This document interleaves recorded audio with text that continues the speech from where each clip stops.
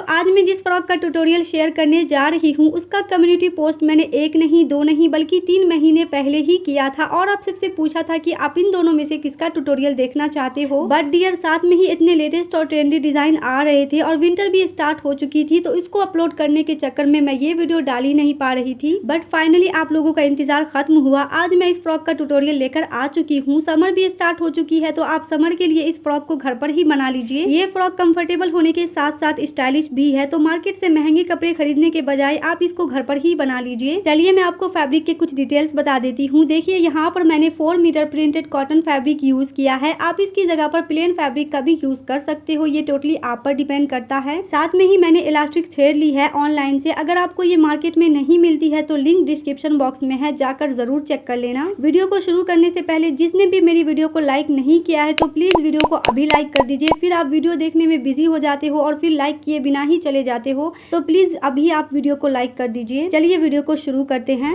सबसे पहले मैं टॉप पार्ट कट करने वाली हूँ, जिसके लिए मैंने फैब्रिक को लंबाई में 2 फोल्ड करके रख लिया है। अब यहाँ पर 1 इंच पर एक्स्ट्रा मार्किंग करेंगे, क्योंकि बाद में फैब्रिक को फोल्ड करके यहाँ पर हाफ इंच की इलास्टिक ऐड करेंगे। उसके बाद यहाँ से 3.5 इंच स्लीव के लिए निकालते हुए टॉप की तैयार लेंथ मार्क करेंगे 14 इंच। 1 इंच इसमें मार्जिन के लिए ऐड करेंगे तो टोटल ये 15 इंच हो जाएगी।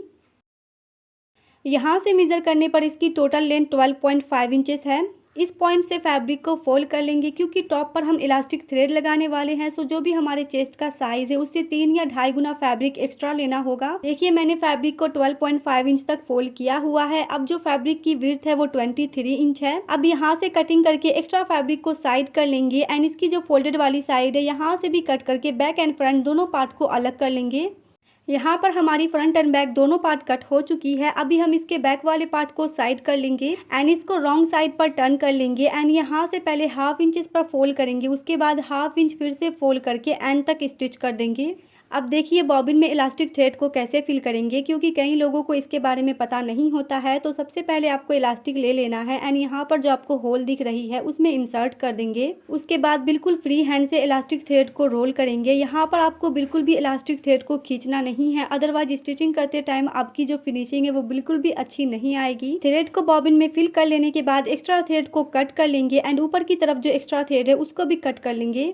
अब इसमें लगाने से पहले 2 या 3 बार नट को ढीला कर लेना है पेचकस या बॉबिन की हेल्प से। ढीला करने के बाद बॉबिन को केस में अटैच कर देंगे। आप लोग इसको क्या बोलते हो प्लीज मुझे कमेंट करके जरूर बताना। इसी तरह से 4-5 और बॉबिन में एक साथ ही फिल कर लेना है, इससे आपको स्टिचिंग करते टाइम कोई भी रुकावट नहीं आएगी। अब इसको मशीन में लगा करके थ्रेड को बाहर की तरफ निकाल लेंगे। सिलाई का टाका आप जो नॉर्मल कपड़ा स्टिच करते हो सेम वैसे ही रहेगा। अब यहाँ से देखिए हाफ इंच की गैप पर इलास्टिक थ्रेड को लगाना शुरू करेंगे। अगर आप अंदाजे से लगा सकते हैं तो अंदाजे से लगाइए, नहीं तो आप पहले ही टॉप पर हाफ इंच की गैप रखते हुए मार्किंग कर लीजिए। उसके बाद इलास्टिक थ्रेड को लगाना शुरू कीजिए। जब तक मैं ये कंप्लीट कर रही हूँ तब तक आप मुझे कमेंट करके बताओ कि ईद पर आप कौन सा आउटफिट डिजाइनिंग वीडियो देखना चाहते हो। अगर आपके पास कोई आइडिया है तो आप मुझे इंस्टाग्राम पर उसकी पिक सेंड कर सकते हो। मेरी इंस्टाग्राम की आईडी आपको स्क्रीन पर शो हो रही होगी एंड लिंक आपको डिस्क्रिप्शन बॉक्स में मिल जाएगी, तो मैसेज करने के साथ ही फॉलो जरूर कर लेना।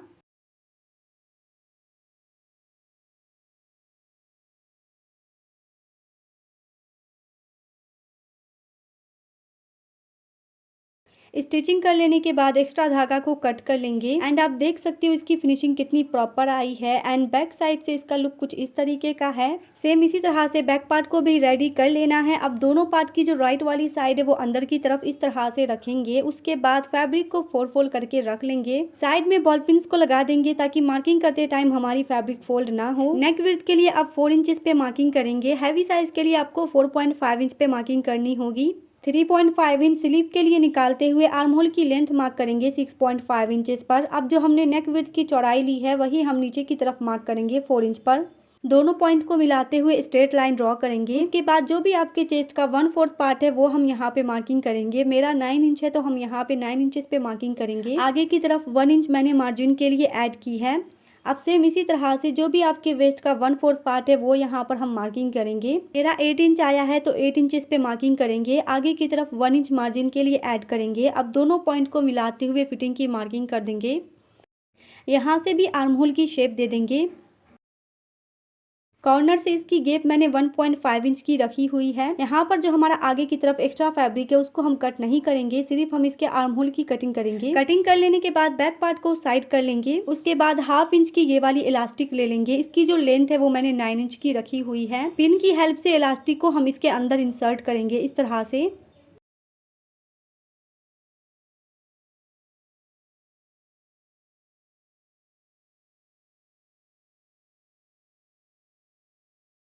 दूसरी साइड से इलास्टिक को निकाल लेने के बाद पिन को रिमूव कर देंगे।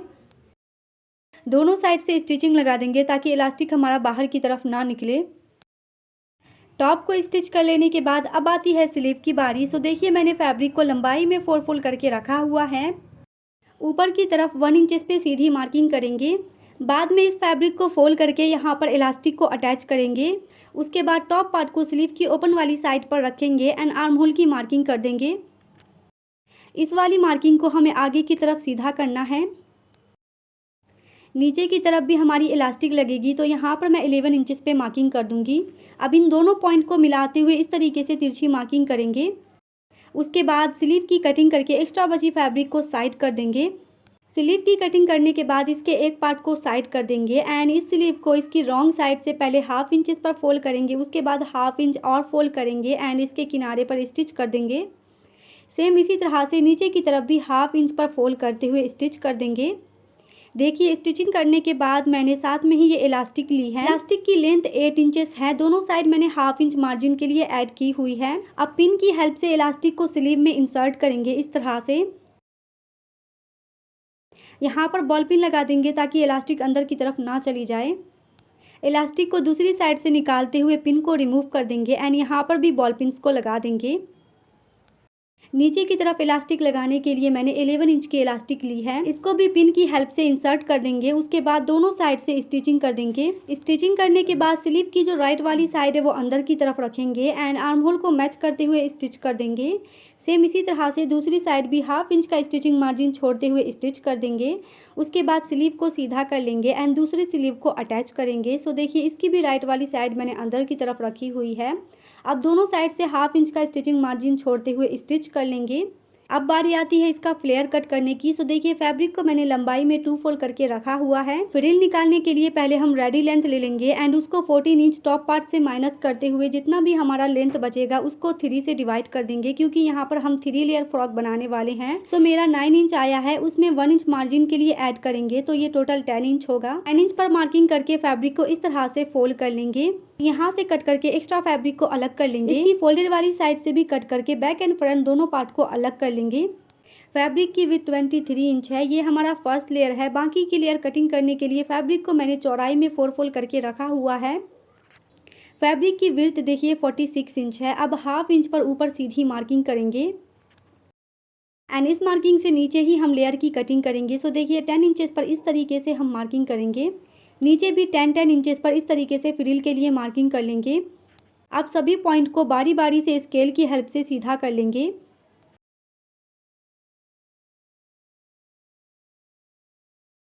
मार्किंग कर लेने के बाद इसी मार्किंग पर सभी फ्रिल की कटिंग कर देंगे।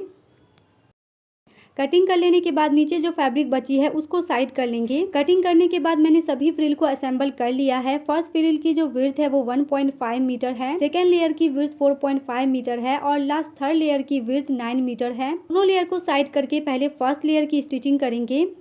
सो देखिए बैक एंड फ्रंट दोनों पार्ट की राइट वाली साइड अंदर की तरफ रखेंगे एंड दोनों को मैच करते हुए यहाँ से हाफ इंच का स्टिचिंग मार्जिन छोड़ते हुए स्टिच कर लेंगे। उसके बाद आपकी मशीन में जो भी बड़ी वाली सिलाई है वो यहाँ पर हम पूरे फ्रिल में लगा देंगे। सो देखिए जो भी मेरी मशीन की बड़ी वाली सिलाई है वो यहाँ पर मैं लगा रही हूँ। एक सिलाई लगाने के बाद दूसरी सिलाई को भी हम बिल्कुल इसके पास में लगाएंगे। इससे हमारी फ्रिल अच्छे से बनेगी और स्टिचिंग करते टाइम भी काफ़ी आसानी होगी। ऊपर का 2 धागा पकड़ते हुए इस तरह से गैदरिंग बनाएंगे। आपको धागा बिल्कुल एक बार में नहीं खींचना है, बिल्कुल फ्री हैंड से हमें इस तरह से गैदरिंग बनानी है, अदरवाइज हमारा धागा बीच में ही टूट सकता है और आपको स्टिचिंग फिर से लगानी पड़ेगी। हम इसी तरह से सभी लेयर की फ्रिल बना लेंगे। लेयर में गैदरिंग डाल लेने के बाद सभी लेयर को एक साथ कर लेंगे। लास्ट की थर्ड लेयर में मैंने सिंपल डबल फोल्ड करके स्टिचिंग कर दी है। आप चाहो तो इस पर पिको भी कर सकते हो। अब फर्स्ट लेयर को सेकेंड लेयर के साथ रॉन्ग साइड से स्टिच कर देंगे। सेम इसी तरह से लास्ट थर्ड लेयर को भी स्टिच कर देंगे। सभी लेयर की स्टिचिंग कर लेने के बाद इसको रॉन्ग साइड से फोल्ड कर लेंगे एंड इसके साइड में 1/2 इंच का स्टिचिंग मार्जिन छोड़ते हुए स्टिच कर लेंगे। स्टिचिंग करने के बाद टॉप को बॉटम के साथ अटैच करेंगे। सो टॉप की राइट वाली साइड बॉटम के अंदर इंसर्ट करेंगे इस तरह से। उसके बाद वेस्ट को पकड़ते हुए पूरे राउंड में स्टिचिंग कर देंगे। आफ्टर ऑल ओवर स्टिचिंग ये है हमारी फ्रॉक का फाइनल लुक। अच्छा, मैं इसका स्लीव लेंथ बताना भूल गई थी, तो मार्जिन ऐड करने के बाद इसकी टोटल लेंथ 21.5 इंच थी। चलिए इस ब्यूटीफुल फ्रॉक का एक फाइनल शॉट देखते हैं।